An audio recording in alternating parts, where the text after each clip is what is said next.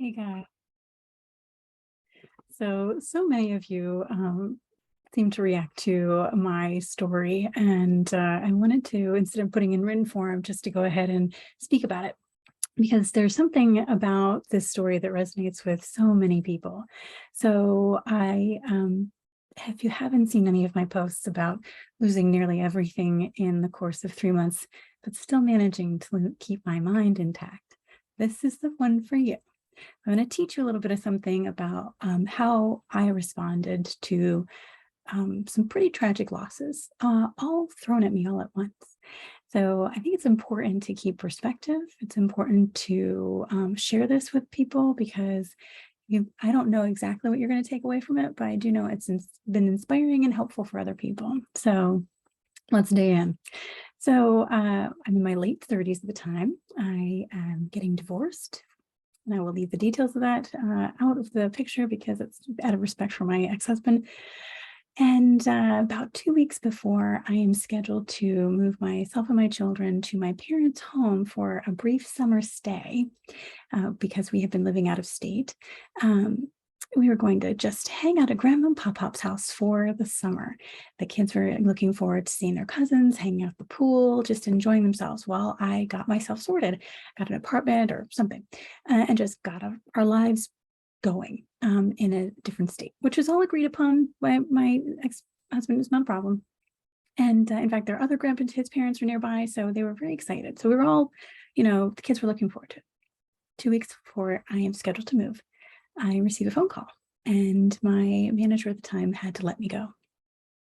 So the ironic part about this is that I had been seeing a therapist during the process of the divorce, and she had just graduated me saying, "Oh, you're doing great.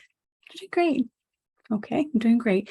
I'm losing my marriage, my home, half my retirement, and then some, all my stuff. And now I've lost my job. It was I was so shocked when my boss delivered the news that I was being let go, that I accidentally like muted her or turned the sound off. And I don't know what she said. All I know is that I was no longer employed. And when I got her sound back, she was closing the conversation with, when one door closes, another door opens. I thought, oh dear, what am I going to do? Just radically shifted my whole life for reasons that are necessary for my family.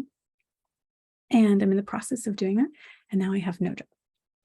I have been working for the same company for 10 years. I've been in the IT industry selling to IT professionals for over 10 years. I've been in sales and sales-like roles for a long time. This is all I knew. I drank the Kool-Aid of the tech company. I knew so much about their products, I didn't know what else to do. I was dumbfounded. Meanwhile, I'd also been working from home. So I had my kids have been available. I've been available. It was the best mom job I'd had. So here I was with a nursing toddler looking for a job that I couldn't afford daycare because I didn't have a job. I couldn't pay to keep him in care. He'd never been in daycare, so that was a whole to do. So I was freaking out. And I get to my parents' house, decide that I am going to invest in one of those MLM schemes. So in an effort to stay home with my kids again. That didn't work out because I really wasn't in the right state of mind, as you can imagine. I mean, I am losing everything. Not a great time to start a business, like not the time, but I didn't know. I didn't know what else to do. I was just adrift. And I remember thinking to myself, because I have 2 children I have to keep going for, right? I have to keep going. And at the time, I just thought, I didn't need any of these things in my life. They were removed from my life for a reason. The marriage was removed for a reason. My home that I bought, my first home, that was removed for a reason. All the financial stuff, all taken away for a reason. My job was removed for a reason. It didn't need them. And it kept me sane. It helped me keep everything in perspective. It helped me see that what was important was what I still had. I still had my kids. Luckily, I had planned to stay with my parents anyway for a brief period of time, so I had a roof over my head. I mean, I was utterly homeless at that point, and no one would rent to me because I had no job. The other complication is that in my severance package, I had to commit to not working in that industry with my customers or the technology for 6 months. Now, when I did end up getting a job, the HR woman advised that that was not, no one follows that rule from HR. But, but I did because I thought that's what you were supposed to do. Anyway, so in a wonderful twist of fate, my manager who had to let me go heard about an open position for a manager at a related company. And she said, you'd be perfect for the job, go interview. So I did. I was a shoe-in for the company. I mean, it was easy enough. I worked for the vendor for a long time and they resold our software, so it was easy. But they didn't have a vice president to approve a new manager position yet. They were between VPs. So if I could just get my foot in the door, whenever that person got on board, then I would be able to, step into the manager role. That was how I was hired. That's what they told me. What happened was I got an entry-level job with young kids who were just so full of energy and really not as much experience as I had had, but it was a job. I put my son in daycare and took the job. And I was happy to be employed, but I was underemployed, and I was to the point where I could barely afford anything. I don't know how we made it.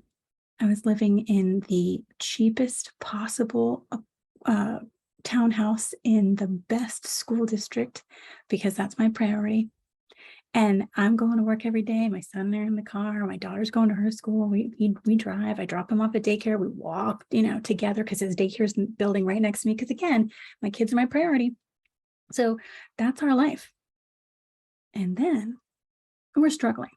Oh, at this time, this is like 6 years ago, I was managing to feed a family of 3 for $35 a month. Yeah, a week. It was $35 a week. It was tough. So inflation being adjusted, I actually did the same grocery shop a couple weeks ago, and it's about $50 now a week. I'm still impressed that we made it.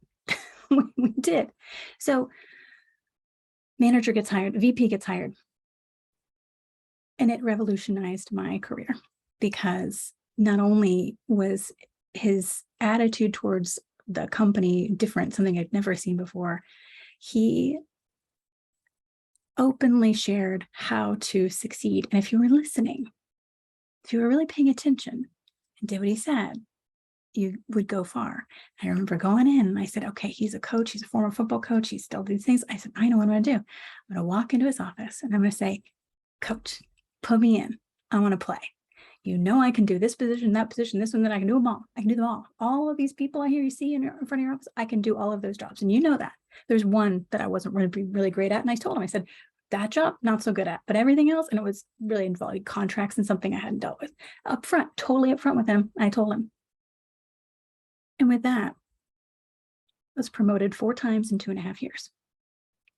I rebuilt my entire career and had the pleasure of meeting one of the smartest people I've ever gotten to work with. And that continued my path out.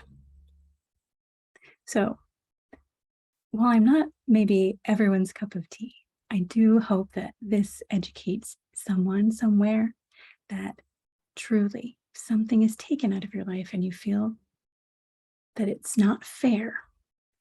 Trust me, that just look at it as was a gift.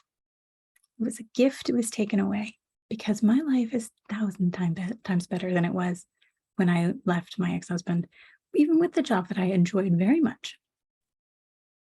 I have rebuilt and rebuilt and rebuilt to the point where I don't even recognize myself anymore.